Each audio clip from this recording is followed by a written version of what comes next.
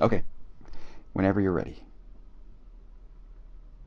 Hi, everybody, and happy 2017 from your friends at Halfway Through the Heat, the world's first, longest lasting, most influential, most important trans Pacific wrestling podcast, coming to you from the Eastern Time Zone in the United States. I am Tom. Some call me Pepper Tom. With me from Greater Tokyo is Joe. Joe, how are you? I am stupendous. Yeah, it's good. Starting the new year off right. That's right. We're Uh, starting off exactly the way it should be. Good. This is our first episode of 2017, and we are recording this hours before Wrestle Kingdom 11. So we won't have any reaction to Wrestle Kingdom 11 because it's happening. But we'll probably talk about it next week. Yeah, we'll talk about it next week because it hasn't happened yet. It'll Has not happen in a happened. few hours. Most of what we're going to talk about on this episode is our predictions for 2017, what we think will happen, what you can look forward to in the world of grappling in 2017. We have a couple of other short things to talk about first. And in fact, we're going to start as we normally start. When all around us is dark and depressed, we manage to put on a happy face and carry on. And that means we're going to say something positive about Raw. Joe, what was positive about Raw this week for you? Um, um, uh, um, well, they showed some personalities in the old cruiserweight division for once. Yeah, So that's true. That was maybe nice. that's a turnaround for the cruiserweight division. We're seeing the turnaround. Finally, we've got some personalities. Now we all know Noam Dar is kind of a douche. That's it. But at least it means like you have a reason to want to see him lose. Alicia Fox, savior of the cruiserweight division, I guess so. along with Neville. Neville and Alicia Fox totally saved the cruiserweight division for some reason. That's fine with me, actually. I'm not going to complain about that. How about you? Anything incredibly exciting? You know what? I liked the Sami Zayn Braun Strongman match. Well, that's been pretty good so far. It's just we've seen it so much that I feel like, okay, we got it. We know what's going on here. It's true. I mean, these guys have they've been going at it for a while now. I think it's a good rivalry because Sami Zayn is like he's the irrepressible babyface. He's like maybe their best pure babyface on the roster. And they've done a good job building Strowman up as a monster. So I like that. Um, but yeah, I mean it is something we've seen before. But I enjoyed it. I thought it was pretty good. The rest of the show, I'll be honest, didn't do a whole lot for me. Um, it wasn't terrible or anything. I'm tired of the Enzo Cass stuff, and Yeah, well, like it's hard to like that just because, like, I mean, like we've said a million times, like you kind of don't want to root for them. They're kind of yeah, assholes. yep, and yeah, and it feels like the Kevin Owens Jericho thing is starting to wear out its welcome. Like, It's not, well, like I wouldn't say it's wearing out its welcome. I would say that like there's only so many variations of Chris Jericho, Kevin Owens, Roman Reigns, Seth Rollins that you can put out before we're just like, okay, we know we've seen this before. yeah, it's true. Hopefully this ends at the Royal Rumble. This is the end for that. I would think so. I would Chris think this. Chris Jericho's got a busy year of Fozzy or whatever. That's right. Yeah, he's not going to be around very much. And so he'll be suspended above a shark cage. He, yeah, so we'll have Chris Jericho in a pole match. At last. And Finally. finally, Finally. They're just laying the groundwork for the return of Judy Bagwell. I'd be fine with. No, I wouldn't be fine with that. I guess. I mean, How funny would it be if they brought back Judy Bagwell, but not Buff Bagwell? Well, like they could obviously, like Buff Bagwell's too injured to come back, but you know, still Yeah, if his mom got a payday before him, be awesome. that'd be incredible. Um, but yeah, so otherwise, not too bad. Just kind of ho hum. Goldberg was there. That's more on the negative side, though. Yeah, I mean, honestly, you're not going to get as we've discussed. We're not exactly huge fans of Goldberg's return. Um, but the crowd seems to like him. They like well, I'll say this: the crowd seems to like chanting Goldberg. That's true. The people like chanting Goldberg. That's Um, definitely a thing that happens. but as for the kind of match we're going to get out of Goldberg, what he's going to do at the Royal Rumble, I don't know. I guess we'll have to wait and see. Um, the Royal Rumble is January 29th, so the build is going to take a while. So we're not really building toward that yet. We're still just kind of um, developing these storylines. Um, so that was for Raw this week. The only real news we have, I guess there's news that we could talk about next week. Some more legal stuff. But we did this last year, and I wanted to talk about it again. Our friend O the blog, he actually is a friend of the blog. He follows me on Twitter and occasionally retweets wrestling stuff. Mike Mooneyham, he's a sports columnist for the Pulitzer Prize winning Charleston Post and Courier newspaper in Charleston, South Carolina, and he's a big wrestling fan. He writes about wrestling. I think Awesome. he's technically retired, but he still does pro wrestling stuff for the Post and Courier. And yeah, he's a good dude. But anyway, every year he does a column about wrestlers who died in the previous year. And this is, it's always worth noting. And this year, his column, I'll link to it on Closet of Anxiety. But he talks a lot about Blackjack Mulligan, of course, who died, and China, who died. But then he gets into like more obscure wrestler, even stuff that guys who I don't really know, like Danny Miller, like people from the territories, Archie Goldie, the Mongolian Stomper, people like this who Mike Mooneyham knows because he's been a fan of the wrestling for so long. Anyway, it's a nice column. He gets into sort of why some of these people were so well known and why people like them so much, and then at the end there's a long list of all the various folks who passed away. Did any of the names jump out at you as being surprising? Surprising? Well, I mean, none of them Mongolian were. still alive, to be honest with you. Oh yeah, well I mean, okay, surprising in that way is probably more true because like I'm looking at these people and they're all like in their 70s and 80s and you're just like, well, that's not surprising that they died. It's actually That's true. surprising that they were still alive. Look at you. Especially in Jason, wrestling, anytime there's like crispy strips. I hate to say it, but Something about it's a, crispy strips going on over there, Tom. It's amazing. yeah, I'm trying to look at Mike Mooneyham's column, and it has an autoplay video. Boo, autoplay video. So yeah, buyer beware. That one of the worst things about news websites in 2016 is they've returned to autoplay. It's like Angel Fire pages in the early 90s where they'd autoplay some horrible MIDI music in the background. Yeah, seriously, it is like that. I don't know why news websites think people want autoplay. I do not want autoplay. It drives me crazy. Eric Tovey, one of the greatest midget wrestlers of all time, passed away in September at 87. 87. Wow. Good for him. I mean, making it to 87, not that he died. We talked about some of these people when they died, like Hayabusa and Axel Rotten. Mike Sharp, Iron Mike Sharp. Oh, we talked about Iron Mike Sharp when he died, too. We talked about Iron Mike Sharp and Balls Mahoney. Some of these names are like real obscure folks.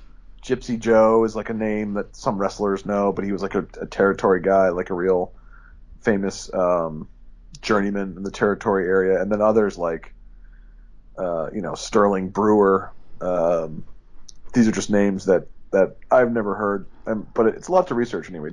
Gentleman Ed Francis. Principal Pound, that's a great name for a wrestler. Well, I'm looking at this, and apparently Eric Tovey, who is the midget who died at 87, was actually Lord Littlebrook. That's someone I've actually heard of. I've heard of Lord Littlebrook too, yeah. Mr. Fuji. That's Mr. Fuji. We talked about Mr. Fuji. Yeah, we did. Frenchie Martin. Frenchie Martin, that's a name I know. But then like Ruth Silverstone, Emily Miller, these are names that I don't know. But anyway, it's a column that's worth reading. And he kind of talks about why some of these people were Lord Tally-Ho Bleers, talks about sort of what made them special and worth remembering. And again, as he points out in the column, some of these people died way too young. Although not Lord Littlebrook. 87. Yeah, he lived a long lordly life, I guess. Good for him. 87 is honestly like, let's be honest, that's a good run by anyone's standards.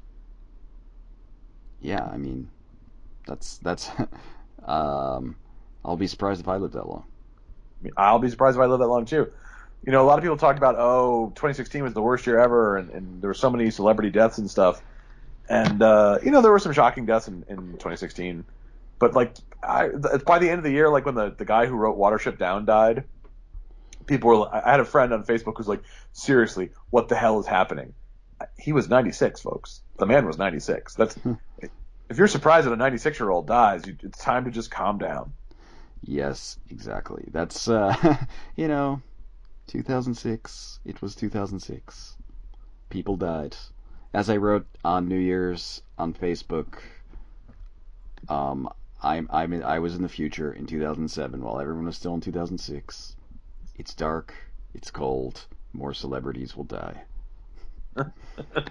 That's unfortunately very true. Although not if you're in the southern hemisphere, in which not dark or cold.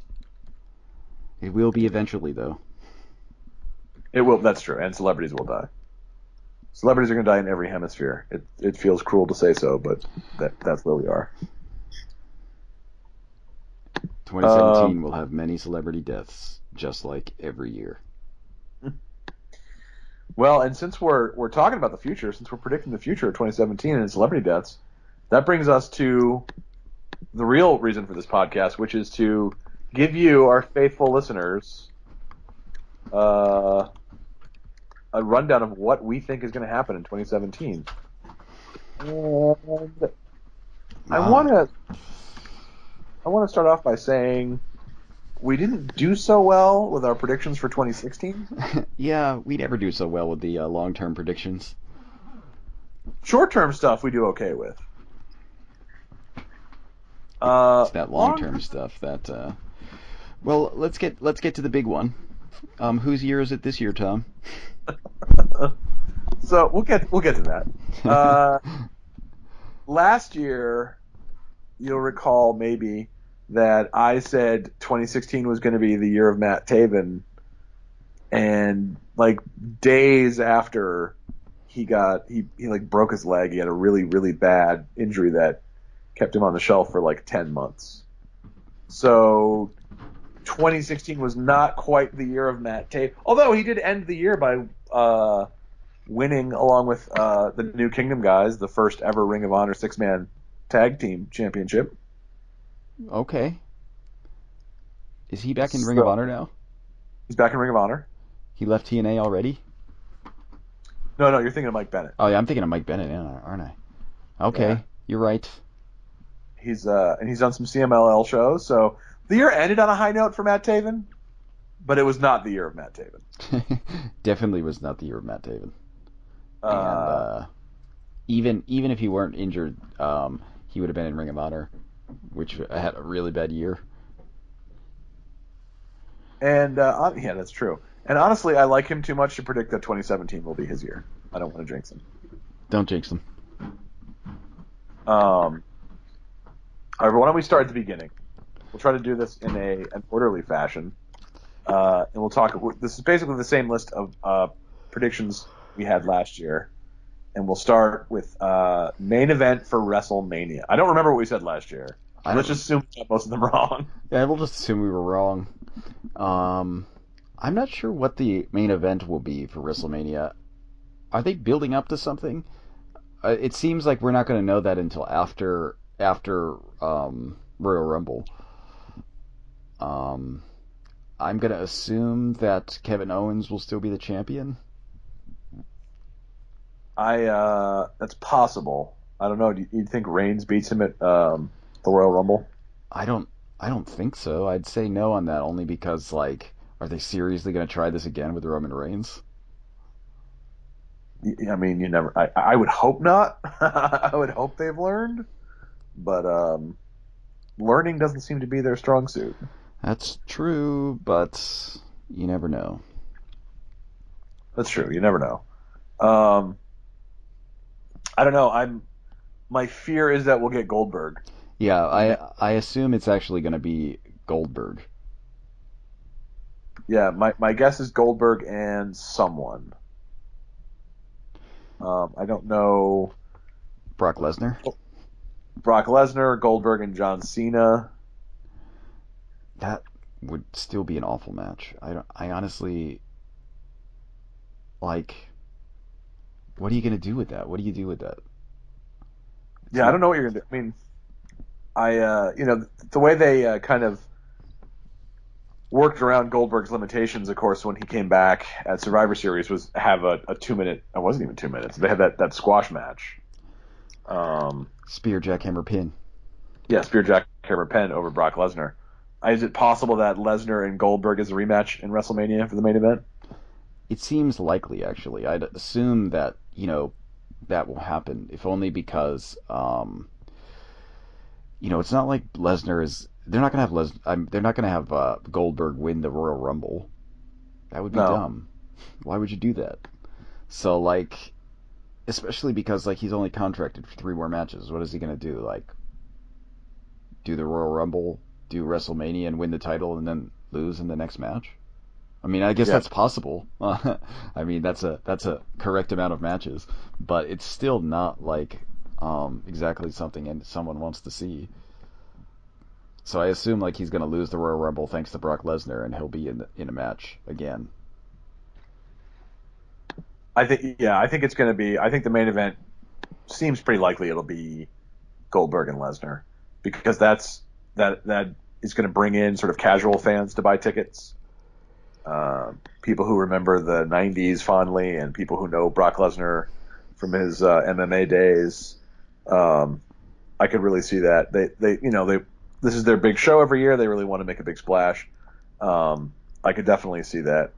There's some other rumors for main events. I'll go down this list. This is courtesy of Blake Ostreicher over on Forbes. He writes about pro wrestling for Forbes magazine. He's got some possibilities. Let me know what you think of these. Braun Strowman versus Roman Reigns. That is an impossibility. I can't imagine that happening. Can imagine Braun Strowman headlining WrestleMania. Like, what would you do with that? That's It's way too soon, and people hate Roman Reigns. yeah. Nobody would. That would be like the WrestleMania nobody watched. That I could see that as a main event later in the year on one of those like off month pay-per-views.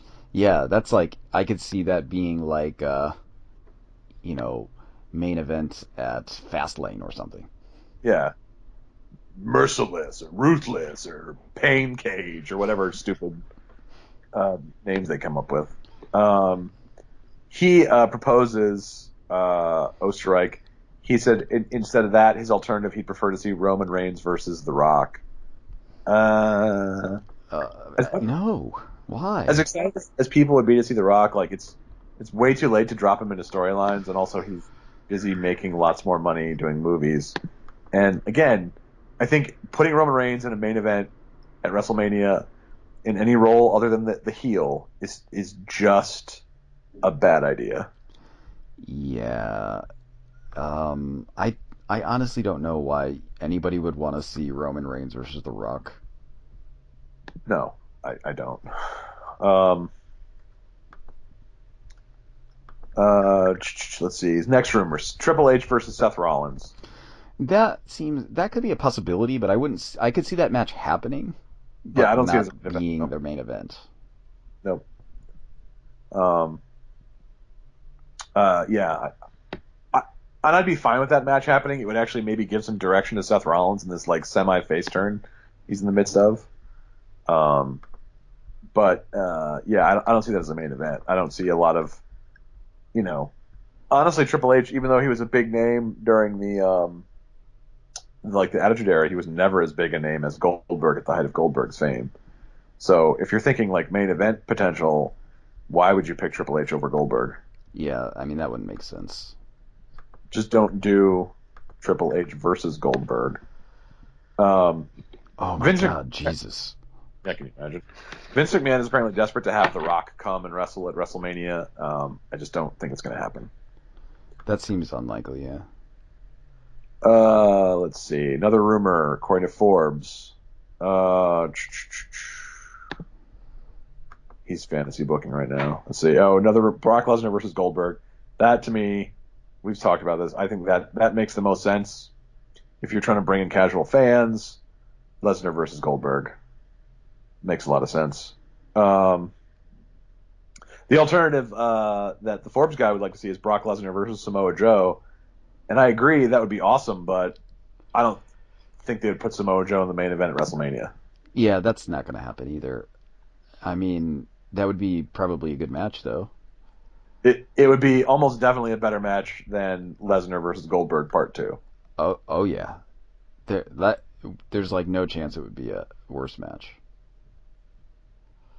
Um, but yeah, I think that's like the wrestling superfan dream match. That's not really a reality. Um, and the last and in some ways most terrifying rumor: John Cena versus The Undertaker. Oh, jeez. Keep forgetting that the Undertaker is going to come back, isn't he? Yeah, That's not going to headline anything. The Undertaker's not going to headline. I mean, unless you're I talking about like that co-headlining thing where it's like the third to last match that's also a headliner for some reason. yeah. Co-main The, event. the alternative this guy would like to see is The Undertaker versus AJ Styles. I don't want to see The Undertaker. Yeah, generally like if you're starting off like I want to see this match, it has the Undertaker, and then I'm just like, nope, I don't want to see that Nope. match. You know what I want to see the match? The Undertaker retirement match, and it's not a match. He just comes out and retires and leaves. How about that? Like, honestly, if anyone can get a passable match out of The Undertaker, it's going to be AJ Styles or John Cena, but why? Yeah, like why would you want to waste those guys in a passable match when you could just put them together and they'd have an awesome match? Yeah, exactly. I would much rather see AJ Styles and John Cena than, well, anyone in The Undertaker. I don't care who it is. Um, I just, but I think of all those choices, if you're talking main event for your biggest event of the year where people are going to be coming from all over the world and you're going to get all this mainstream attention, it just makes sense to do Goldberg and Lesnar. Yeah, I mean that one makes the most sense, I guess, even though it's going to be a garbage match. Right. But that's our prediction.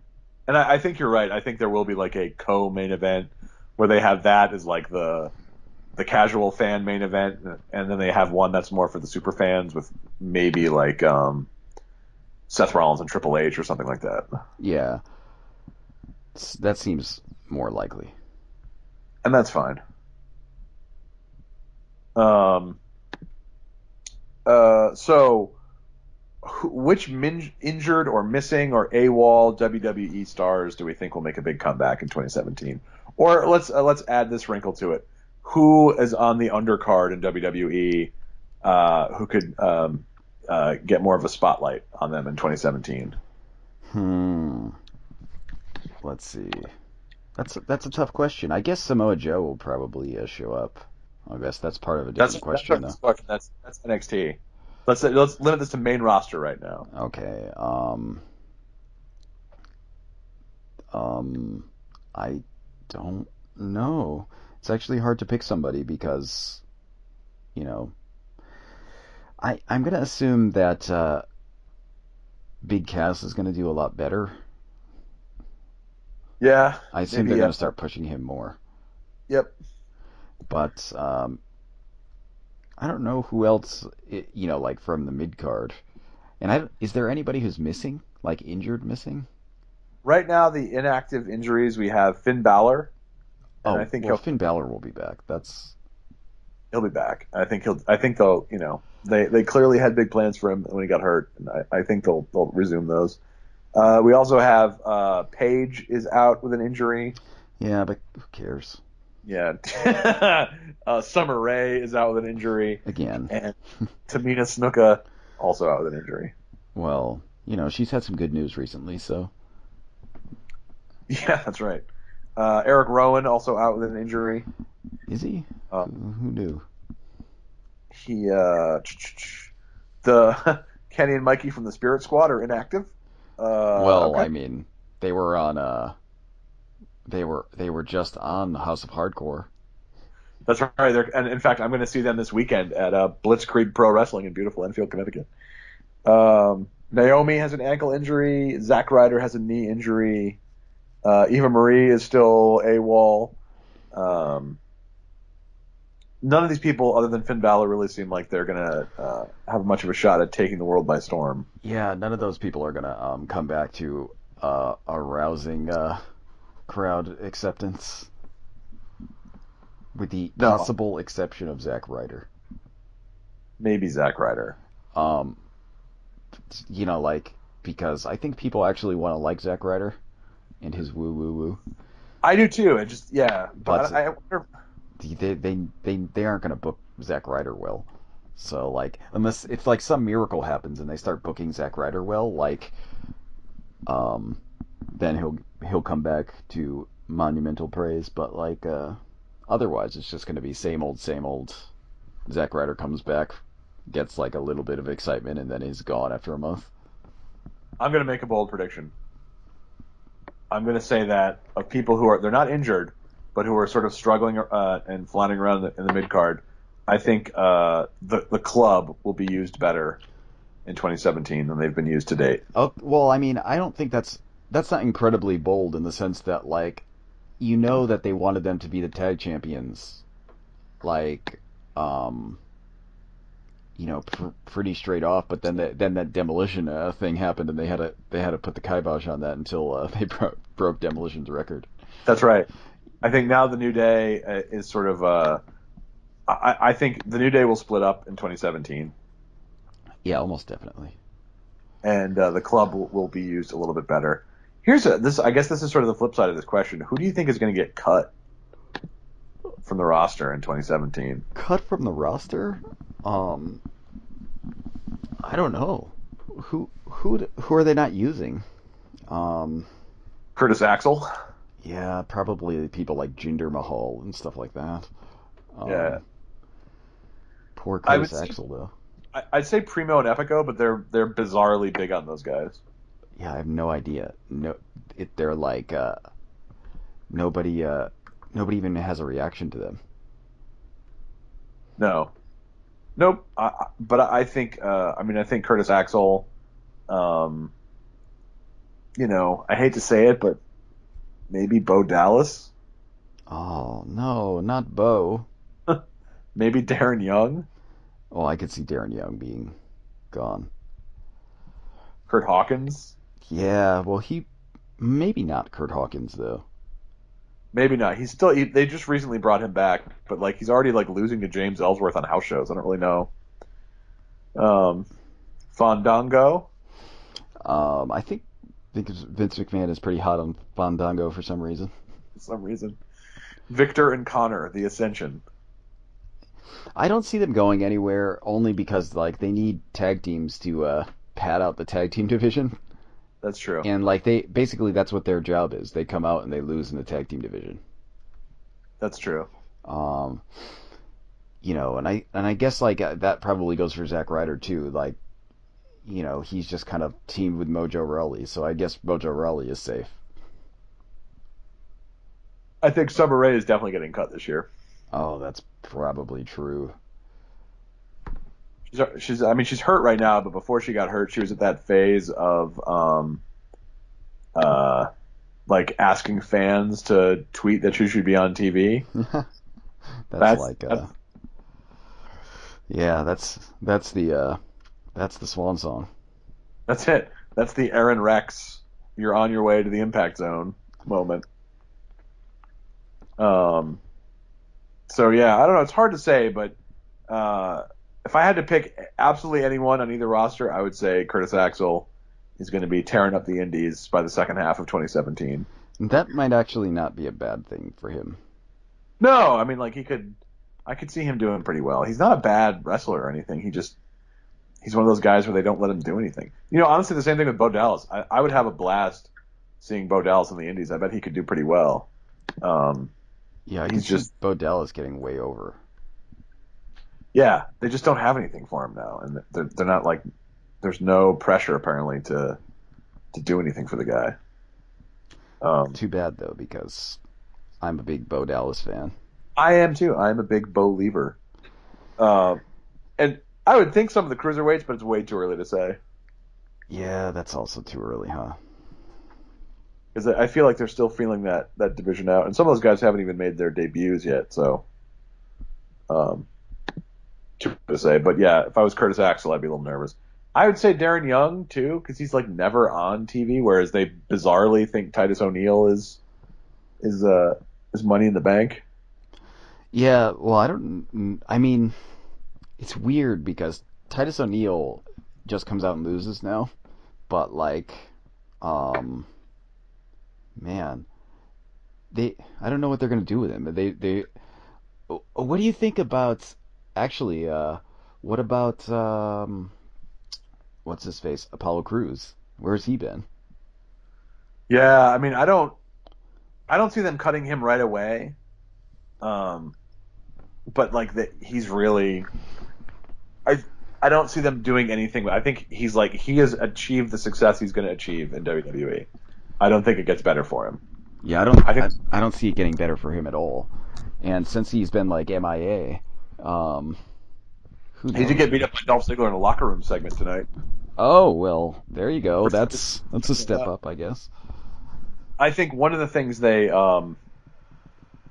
sensitive, they're nervous about um, black wrestlers. They don't want to like cut all their black wrestlers, and so I think Apollo Crews they might be leery of cutting him loose right away. Especially I think because the New Day is about to get heavily de-emphasized. I think they're going to split up. Although I think that could be good for Big E. I can see Big E as a big single star. Yeah, I think he'll be the breakout from the New Day. They already seem to like be pretty high on Big E. They push him a lot. And I remember like they were doing those singles matches sometimes. It would always like be Big E winning over somebody. Yep. Yeah, I think when the New Day breaks up, I think that's it for Xavier Woods. I mean, he'll still be around. I think he'll end up doing backstage stuff or like commentary stuff, but I think he's not going to be wrestling much longer. He's not that great at wrestling. That's probably true. Um, but yeah, Apollo Crews is another. I think he ends the year a WWE employee, but it wouldn't totally shock me if they decide to cut there. Yeah, I could see that happening too. So now let's move on to our next predictions related, similar. Who gets called up to the main roster from NXT?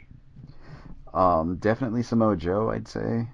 I feel like it has to happen soon for Samoa Joe. It's gonna happen soon for Samoa Joe. There's already been rumors that Chris Hero is gonna take his position in NXT. That's right. So there's a ton of people. I'm looking at this roster for NXT. There's a ton of guys who are so far only wrestling on house shows. And it would seem premature to imagine that any of them get called up. Some of them are names too. What about Ty Dillinger, you think? Ty Dillinger's a great. I think it's time for him to get called up. Honestly, I think he'll get. uh, I think, but he's like one of the kind of people I think will get called up and soon be forgotten about entirely. I Um, agree. I completely agree.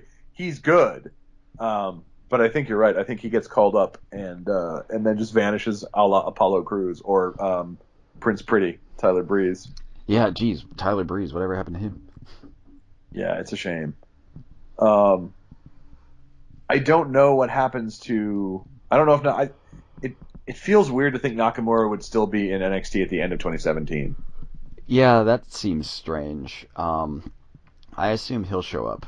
I assume he's going to show up in the Royal Rumble. Actually, I That couldn't. would be something. I couldn't see him not showing up. That would be something. Um, I would guess him and Samoa Joe. I think DIY probably remains in NXT for the end of the year, and then probably next year they come up.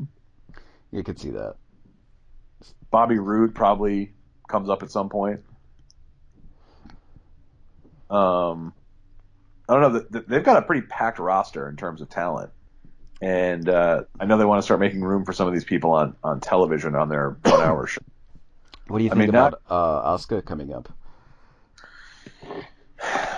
I think this is. I mean, probably this year, right? Yeah, you'd guess. Um, Um, Especially because they're sort of on Raw. They're kind of de-emphasizing Sasha as a big contender for the title, and on SmackDown they're sort of reduced to having Becky Lynch wrestle Alexa Bliss every week, and like they've just ignored all the other women, which is kind of fair. Um, Except for Nikki Bella and Carmella, sort of, but they're kind of like they're just sort of background noise. So I could see Asuka coming up, maybe after SummerSlam or something. yeah, that would make sense. Um, because they finally have some like real competition in NXT for Asuka with when they by hiring Evie, Heidi Lovelace, and Kimberly, um, who joined Ember Moon. Like, there's now like a real women's division in NXT that's not just a sort of interchangeable like Billie Kay and Aaliyah and Liv Morgan and Mandy Rose and Peyton Royce and just kind of people who are sort of um, uh, interchangeable. And also uh, Nikki Cross, who was Nikki Storm in the Indies, is in NXT now. She's part of Sanity, which is the dumbest name for a faction I've ever heard. So Asuka will have like some real competition, and then the question is, when do you bring her up? Uh, the other question I think is whether or not they're going to do a women's tournament, kind of like the cruiserweights and the British. And if they do, I'd imagine they'd want Asuka to be a big part of that. Oh yeah, that would be interesting. A women's tournament. I assume wasn't there rumors of that? Some kind of women's tournament. Yeah, and supposedly that's why they're hiring all these women from the Indies and supposedly trying to hire some top wrestlers from Japan. Um, but I could see. I think that'll depend. But I think this year, Samoa Joe, Ty Dillinger, Nakamura, and Asuka probably all end up on the main roster sooner or later. Because at some point, like especially with like Samoa Joe, like at this point, like what are you waiting for? I mean, if Yeah, not, and but I think a lot of people are ready. Like I think the revival is ready, but I don't necessarily see them coming up right away. Um, well, I I guess mean, we'll. like a lot of those, there's good, it's like kind of a good feud on the back burner in the sense that like you've got all these people that you can make really strong in NXT, and then just like suddenly insert them in when you're out of ideas in the on the main roster. So like Yep. once you're in the women's division, for example, once you're out of ideas, once like you've had all these people go through each other, you're just like, what do you do? Oh, you just bring up Asuka. Right. You've got a whole new terrifying person to handle now. Yep. Yeah, and they have they have a lot of people in NXT in the pipeline who are already in house show. I mean, like they still really don't know what they're doing with Oni Lorcan, Oh, Orny Lorcan. aka Biff Busick, and they've got Tommy End now, and they've got Big Damo, and they've got Roddy Strong. So they have a lot of people who are not on TV yet, but who are ready for TV. Um, so yeah, I think the big names, I think that those ones we mentioned, and then there'll be some surprises like Aaliyah made her debut on SmackDown tonight. I think, and we'll probably see some a lot of back and forth between the cruiserweights and NXT. Like Rich Swann is still wrestling NXT shows, and he's also in the cruiserweights. I could see that happening too. I could see people who are sort of halfway, like have one foot in the cruiserweights and one foot in NXT. Yeah, I don't like. I hope that they fix the cruiserweights though. That's like main hope. Um, That you would be know, nice. the fixing the cruiserweights would be a good bonus. I don't know who. I mean, it doesn't really. There's not anybody in NXT I can think of that they could bring up to like spice it up. But like, it would be nice. It would be nice, and and we've talked about. I think the thing that cruiserweights need to do is it's not so much that the personnel's lacking because they have great wrestlers. It's that they need to come up with stories and characters, and they've started to do that with Neville, and I think it's a good sign. But for weeks and weeks and weeks, they were just doing this thing where it was like, here are some guys you've never seen before, and guess what? They're wrestling. Like nobody cares. You got to give the crowd a reason to care about wins and losses, and they're starting to do that, which is a good sign. But God, they really need to fix the cruiserweight division. Yeah, they do. Which reminds me, which brings us rather to our next predictions. Which indie or non-US wrestlers do we think WWE will sign? And I do remember this prediction last year. One we we agreed absolutely would not be signed was Shinsuke Nakamura. We were wrong. We were wrong about that. So we do know, for example, that the Young Bucks will not because they recently signed another, I think, 2 or 3 year deal with Ring of Honor. Jay Same. Lethal. Yeah, same goes for Jay Lethal. We know that Kota Ibushi and Zack Sabre Jr. turned down WWE contracts, but in kind of an open-ended way. Like maybe we can work together in the future, but right now we don't want to do it. And I don't know, who does that leave? It's a good question. Who does it leave? Who do you think? Um, yeah, I can't think of anybody off the top of my head who I think like is a hot prospect to be signed. And the thing with that is like I I still think they should sign Donovan Dijak, but No, but he's still under contract to Ring of Honor. yeah, but I don't think that they're going to. I don't think he's even on their radar. No, But I don't think so either, which is bizarre to me. Um, I think I think obviously one of the things they're doing with this UK tournament and possible UK show is to look at guys over there, and you know they can't get Skrull or Osprey or Zack Sabre Jr. Um, and or Grado, who's like the big star in Scotland, but Trent Seven and a few other people over there might be tantalizing prospects for WWE. I feel like Adam Cole maybe at some point. that seems like a good choice. Someone else. I mean, someone was talking about him recently from WWE, like saying, "I can't believe he's not signed" or whatever. And I thought, like, oh, well, that kind of seems like like a maybe they're interested. Maybe. Um, Recently, Andrea from Shine signed with WWE, and there are a couple of women who, like, I think to myself, I have no clue why WWE hasn't signed them yet. Top of the list is Santana Garrett. Oh yeah, Santana Garrett is a good one. Also, what's her face, Su Young, Su Young, but but who had a um, yeah, I don't know. It's there's a lot of weird choices that they, because I could think of like people those people should be replacing on the main roster, not even just like additions. Like just get these people out of here and add these other people. yep, me too.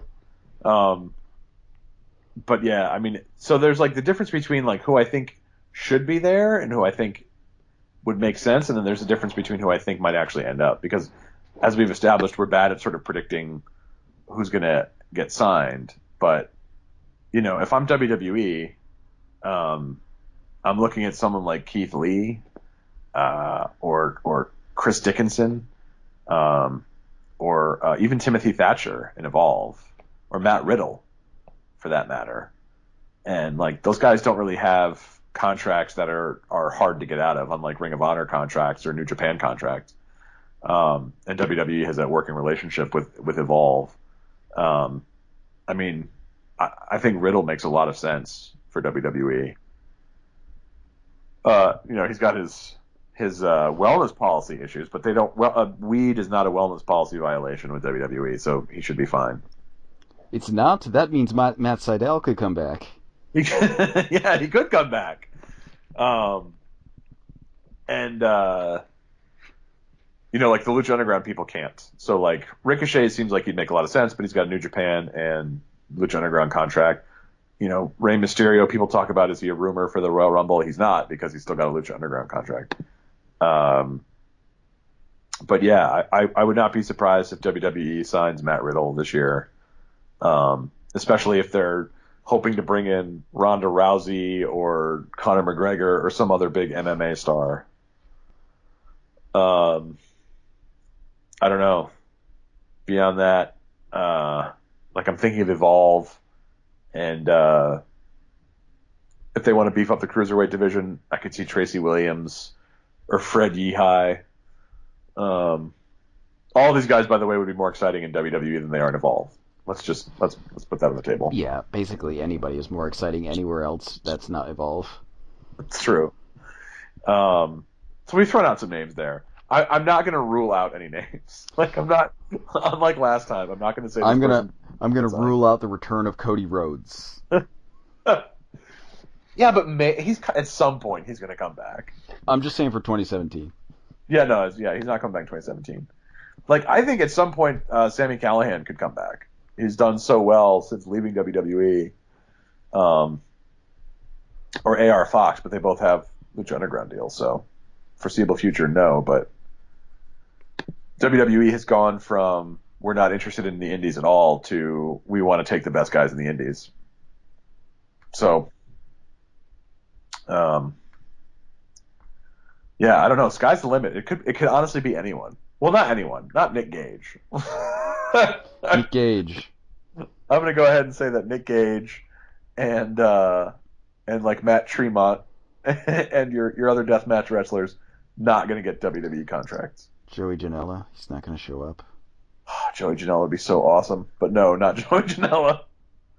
But I could really see Timothy Thatcher, or Matt Riddle, turning up in WWE in 2017. They hired Biff Busick, which Biff seemed to have a style that was totally incompatible with WWE. Now, granted, so far, they haven't really done anything with Biff Busick, but they're still paying him. What about in Japan? Other than Ibushi, is anybody free? Like, is anybody like an independent player? No, not really. I mean, there's a bunch of people, but like that WWE would want. Right. I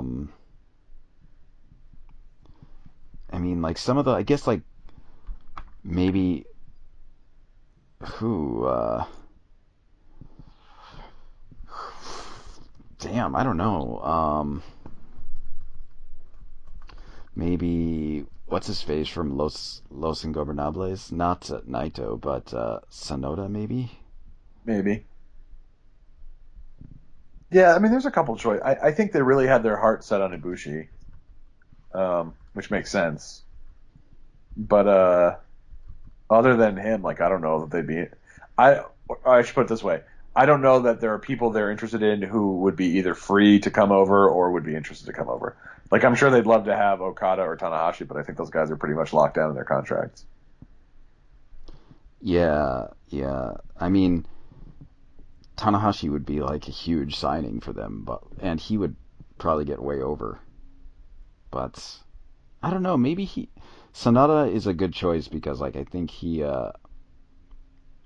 Sonata is well he's kind of new to Los Ingobernables, but he looked really good when I saw him.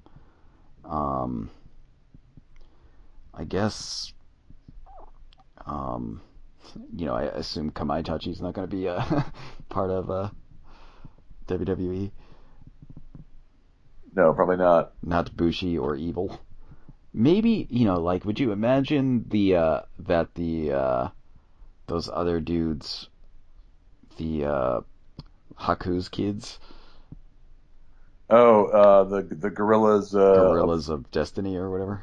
yeah, yeah. I could see them showing up, if I could see only, if only because like wrestling families. right for the same reason David Finley.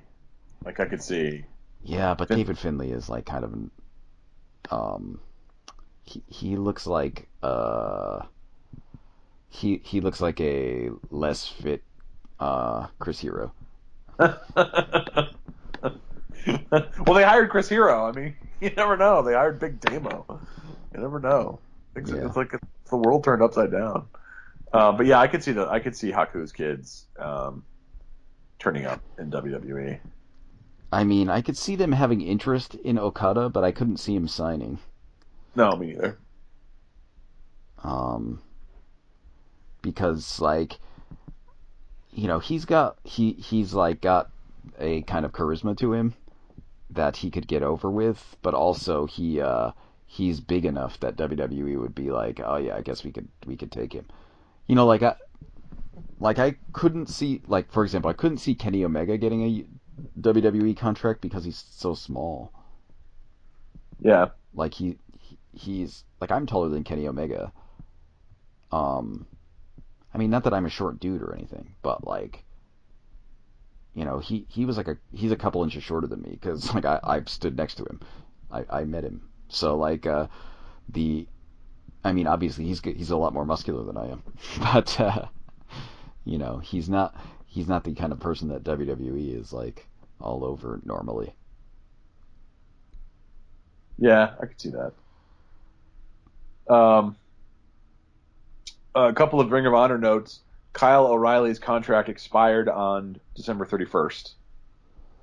Uh, and he is apparently entertaining offers from Ring of Honor and WWE. Oh, Kyle O'Reilly. Is he going to show up in the cruiserweight division? And Adam Cole's contract is up in April. So I could see, well, like I could see Kyle O'Reilly going, if only because like he's a super good wrestler and he Yep. would be cool to have around. But like I couldn't see him doing well. I could see him doing really well in NXT and then vanishing in the main roster. Yeah, I could see that. Um, and I think he would be a blast in NXT. But yeah, I guess that's always the question, right? Like, what do you do after the main roster? Like, what do you do, or what do you do after NXT rather? Cole, I think, has the kind of like weird charisma and personality where he could actually be like kind of like Kevin Owens. He has just the it factor. I think that could make him a star on the main roster if he decides to. I mean, again, if they use him well, but I think it's less of a struggle for Cole to cross over than it is for Kyle O'Reilly. Oh yeah, I could see that. I could see them putting Adam Cole into a something with Kevin Owens. Yes, yep, and I think that would work pretty well. Um, so yeah, okay, I'll make that prediction. I'll say Adam Cole. Why not?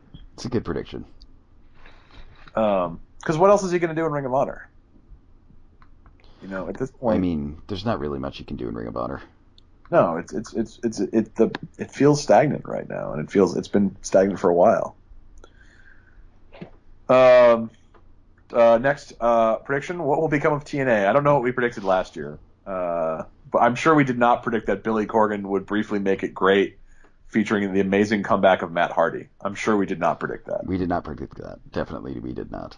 But I'm gonna assume that TNA kind of continues on through 2017, getting worse and worse. Yeah, I'm done with predicting the end of TNA. Yeah, I think TNA will continue on. I don't think it's gonna finish. They've got actual backing now. Yeah, They should be okay, but their product I think is just going to get worse and worse, and probably people like Matt Hardy will leave. I could see that. I could see Matt Hardy actually being signed away by some other place. Actually could see Ring of Honor taking Matt Hardy. Yep, I could too. I could see Especially, I could see WWE taking Matt Hardy really. yeah. I mean, they do like those valedictory. They've done things like that for like Christian and some of those guys. Yeah, I could see Matt Hardy leaving. I could see some of their up and comers leaving. I could see them also struggling to hold on to people they have and also to attract. I mean, if you're already like making an okay living on the indies and your goal is NXT and WWE, which now seems much more open to the indies than before, are you going to fuck that up by taking a TNA contract? Yeah, it seems pretty unlikely. Like if you're Mia Yim or Eddie Edwards right now, are you regretting that you signed with TNA because WWE now suddenly seems open to good workers from the indies? Yeah, I bet you some people are probably regretting their TNA contracts. Yeah, I think definitely Mike Bennett. Definitely Mike Bennett. Um, but yeah, I think TNA basically is just it is what it is. It's not going anywhere, but it's not going to get good. It's just going to get worse and become irrelevant, and people will stop watching it as they've already sort of tuned out a little bit. It's too bad. It is too bad. They had a shot. But if Billy Corgan is really talking to Ring of Honor, that could help everybody. I mean, that could really help Ring of Honor get more creative, and that would be a good thing too. I'd like to Um, see that. I'd like to see that. all right, here's the question that ruined Matt Taven's 2016. Who will have a breakout year from the Indies or Japan? Who do you think right now, like in New Japan, for example, is under the radar but could be rock? Like last year, who would have thought at the beginning of last year who would have said Kenny Omega? But indeed, 2016 was a great year for Kenny Omega. Who is the Kenny Omega of 2017 in Japan? Hmm, that's a good question. I honestly don't know. Breakout year for Ryback. I feel like he could be fun in Japan. I could see it. What about no, I don't know. I'm not even sure. Um, I think for the Indies, I think Leo Rush, who's already started to break through. I think Leo Rush is going to have like a real like top shelf year that may in fact end with him going to WWE. And I also predict that Keith Lee will go from cult sensation to like top indie guy, probably with a bunch of PWG shows. Those are my predictions. Keith Lee, Leo Rush. I could see Leo Rush doing really well. Um, but it's hard to say only because like a lot of that relies on Ring of Honor. Right, which is, as we've established, has like totally in the last couple of years just mismanaged some of the real up and coming talents they've had. Donovan Dijak, for example. Um, but yeah, Leo Rush, Keith Lee. I think we're going to see Keith Lee on PWG cards, and he's going to be swiftly brought into the top tier indie workers in the country. That's my prediction. And I'm going to feel terrible when he breaks his leg. And it's not the year of Keith Lee. Yeah, Leo Resch gets a broken arm in a car accident or something. He and He'll, Keith Lee are in the same car. yeah. I'll feel bad. But that's what I predict. I predict you're going to be hearing a lot about those two guys in 2017. What big changes do you see in the world of wrestling? Things like streaming services, the increasing popularity of non-US wrestling, NXT becoming a touring brand all on its own, which it sort of is now. I don't know. It's hard to say. A lot of things depend on the overall strength of the economy, and not to inject too much politics into this, but I think we're due for a recession at some point, and not sure the economy is being managed by the smartest person in the room. I think probably New Japan is going to get more aggressive worldwide. I could see that. I think they're going to start touring outside of Japan more. That would be good. So I could see them trying to take over some like market share from the WWE in the sense that like I could see them trying to get a little bit more aggressive worldwide. So I could see them like doing a U.S. tour or something. That would be Um, great. like New Japan comes to America or whatever. Don't call it the Pearl Harbor invasion or something like that, though. Yeah, that's not a good idea. Vince would call it that. It was Vince was planning it, but Whoever did that, whoever was running that Belfast invasion, would probably also name it that. that's right. Yeah. Um, that makes sense to me. I'll say I think the competition among streaming services is going to become intense. Yeah, man, I could see that. I could see because there's getting to be a lot of them now. Yeah. Um, Probably not all of them will last, No, I think and I bet that people who are part of the contracted to those streaming services will be split amongst some of the remaining ones. yes. I think you're 100% right on that. And I think there's going to be a rush to sign up promotions, these different streaming services, including promotions that have no business being streamed into your homes. IWE is finally gonna get their shot. This could be the year of IWE. Oh Uh, man. Probably not. But no, I mean, I really think we're already, I mean, like, we're getting to the point where, you know, either the top tier indies do their own thing or they're already part of a streaming service. And so we're dropping down to like the second tier indies, which are still pretty good. And some of them are only second tier because of their location. Like, I think Over the Top does really well, but they're in Ireland, so they're sort of off the beaten path. But sooner or later, we're going to start getting into lower tier indies that are lower tier because they're not good. And Yeah, yeah. I really foresee a wrestling streaming service crash coming. If not in 2017, then certainly in 2018. But I think the competition is going to get intense, and I think there's going to be in the rush to outdo everybody else, that people are going to be signing up promotions that are not really going to add much to the bottom line. Yeah, I could see that happening, definitely. It's already sort of happening. It is sort of happening already.